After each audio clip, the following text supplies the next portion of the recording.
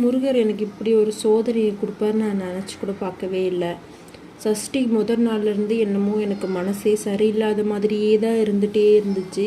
நான் நினச்ச மாதிரியே நைட்டு என் பொண்ணுக்கு ரொம்ப உடம்பு சரியில்லை, ஒரே வாந்தி, ஃபீவரு. நைட்டு ஃபுல்லாக முழிச்சிட்டு இருந்தேன். மறுநாள் விரதம் இருக்கிற நிலமையிலேயே நான் இல்லவே இல்லை.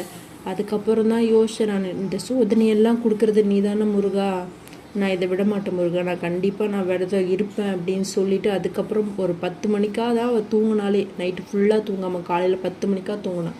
அதுக்கப்புறம் எல்லா வேலையும் நான் கடன் எல்லா வேலையும் ஆரம்பித்து வீடு பெருக்கி தொடச்சி பூஜை ரூம் க்ளீன் பண்ணி எல்லாத்தையும் முடித்து அதுக்கப்புறம் திருப்தியாக சாமி கும்பிட்டேன். நான் நிறைய பேர் சொல்லியிருக்காங்க, நான் கேட்டிருக்கேன், முருகர் நிறைய சோதனை கொடுப்பாரு, அதெல்லாம் தாண்டி என்னை கும்பிட்றாங்களான்னு பார்ப்பாருன்னு. ஆனால் அது என் வாழ்க்கையில் எனக்கு நடந்தது, அப்போ தான் நான் நம்பினேன். இப்போ வரைக்குமே பாப்பாவுக்கு உடம்பு சரியில்லாமல் தான் இருக்குது. என் குழந்தை 2 நாளாக சிரிக்க கூட இல்லை. எனக்கு ஏன் முருகா இந்த சோதனையை கொடுத்த எனக்கே தெரியும்.